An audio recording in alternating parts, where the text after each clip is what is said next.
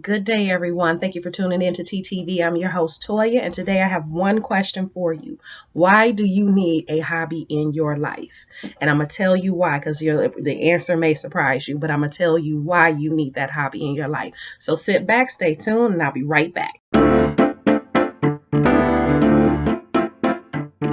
Come follow me, come follow me.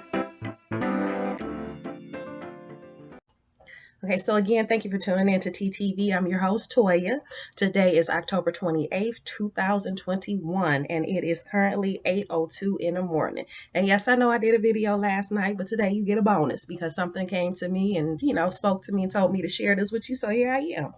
So the question for today is why do you need a hobby? Why is that important? And there's three reasons why it's important, okay? And just bear with me. I promise you're going to enjoy this one. So the first reason is alone time. I believe I spoke about this in previous videos before why alone time is important. Alone time allows you to de-stress, rejuvenate, and just get your head together, get yourself right so that you can deal with people, you can deal with the things that comes to you throughout your day. So you need that alone time to kind of rejuvenate yourself and prepare you better for the world and how to deal with it. So and alone time could be like taking a bath, or it could be going for a walk by yourself, or it can just be sitting in the car before you go into work for 5 minutes, or, pulled up in the driveway when you get home and you sit there and you chill for a minute. The alone time is just time to where you get to basically just go, okay? And you need things like that that will give you that ability to focus, that ability to rejuvenate yourself, that ability to just take 5 minutes to step outside of your life, okay? You need that. It's very important for your well-being. It helps you with focus too. This is one of the things I didn't say. It does help you with focus so that you can pay attention. Yes, I got notes today. But yes, it does help you with focus so that you can, just have a clear picture on what it is you're doing in your day, or you're focusing on your work, or you focus on your relationships, things like that. Now, speaking of relationships, a hobby is good for a relationship, and I'm going to tell you why. So, when you meet someone, you you get excited, and it's almost like Christmas time for a kid.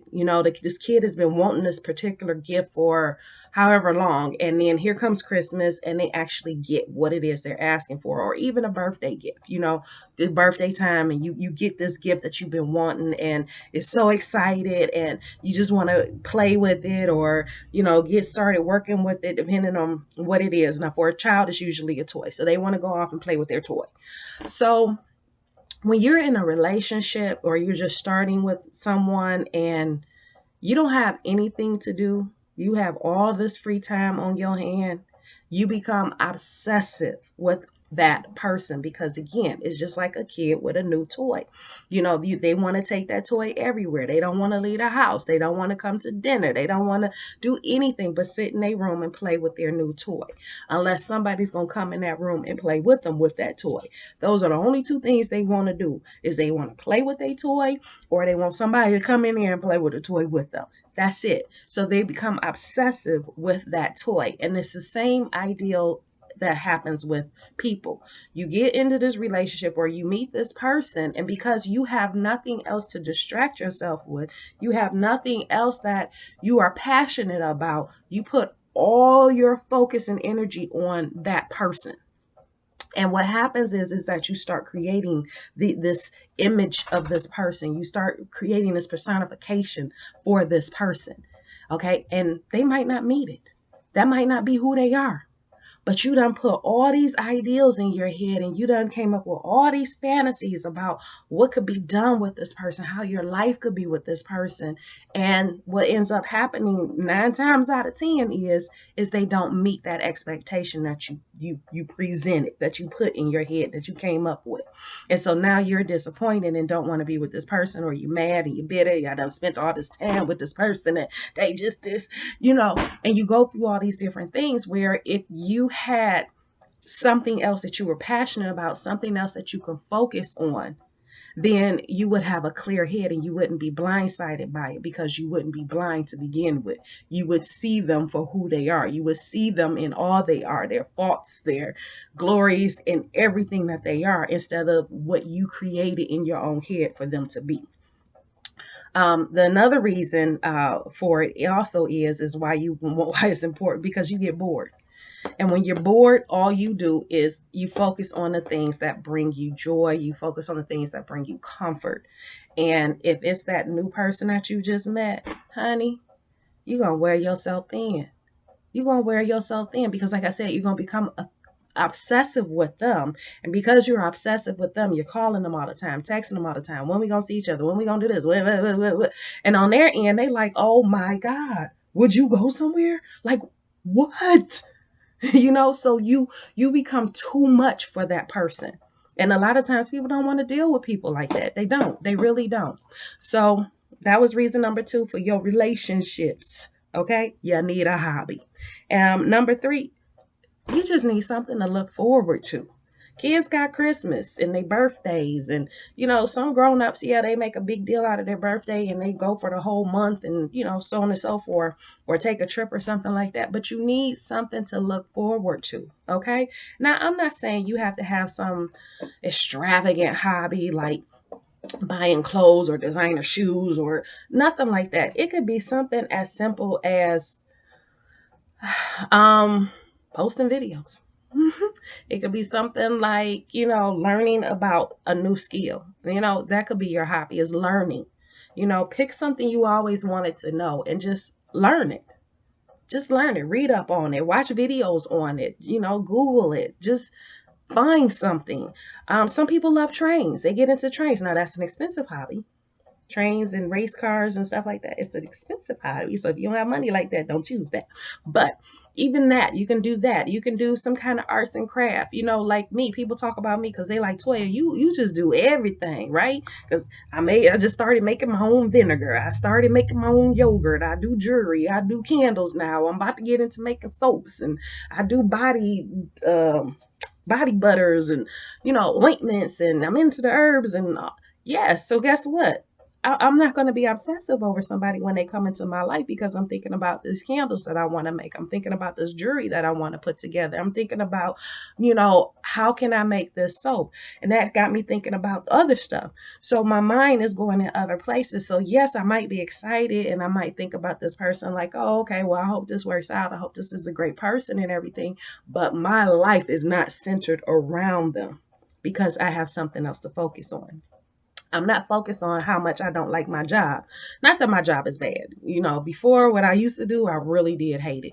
But now it's not that bad. So I don't feel that way now. But I don't focus on my job as much as I would if I didn't have these other things that I wanted to do.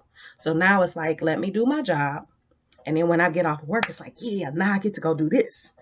So I have that to look forward to when I get off of work. Maybe what you want to do is you want to do reviews. You're like, your thing is watching documentaries and learning. Okay, well, that's a hobby. If that's something you're passionate about, it's a hobby. So you don't have to have something that's extravagant or expensive. You can have something very simple. Maybe you like to draw. Go back to drawing. Whatever it is that you can find that will give you a focus, give you something to focus on, give you something to center on, and that creativeness. Like if you find something that's creative, like where you're making it or you're putting it together, that helps with your imagination. And like I say, if it helps with your imagination, it will help your manifestation. Imagination, manifestation, they go hand in hand.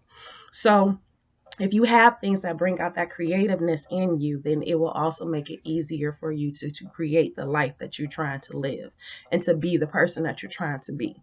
So those are my things. So if you really need to find a hobby for yourself, okay? Do yourself a favor, do other people a favor, do your friends and your loved ones. And then that's something else too. If you find somebody that enjoys that same hobby as you, that's fine. Y'all can do it together. You can had a time where you do it by yourself, but you will also do it together. So like my sister, she used to do scrapbooking. She would do it by herself, or she would go away and have, it was ladies, moms that would get together and do the scrapbooking together. So that's something you can do by yourself, but also with the group. Painting is another one. I like to paint. Paint is very relaxing, so you can paint. You can go to the dollar store now and buy paint, a canvas, stuff to paint with, brushes. Like, you can get all of that at the dollar store. So you can go spend $5 and then go and paint, and if you don't feel like, well, I don't know how to do it, YouTube, okay? YouTube. That's all I got to say. YouTube. That is the new education university of the world right now, is YouTube. Because if you need to know how to do something, it's on YouTube. And then just go on YouTube and just Google hobbies and see what other people are doing. But those are my 3 reasons why you need it. 1, you need that alone time so that you can focus. Okay? Focus and be a better you. 2, for your relationship. You don't want to be a bugaboo to somebody else. You don't want to put all your all into somebody else. You need to have some for yourself, okay? Because if you don't take care of yourself, you ain't going to be no good for nobody else. So have that hobby so that you're not wearing a person that you're trying to get to know, or that person that you're in a relationship. You don't wear them down. And then number 3, you need something to look forward to. Everybody needs something to look forward to. Otherwise, honey, you just going to be bored out of your mind. Okay. And it's not going to look good on you. Okay. But those are my 3 reasons. I hope you enjoyed it. If you did, please like, subscribe, and share, because I'm sure somebody else can benefit from this as well. So I love you guys, and I'll see you again on Sunday.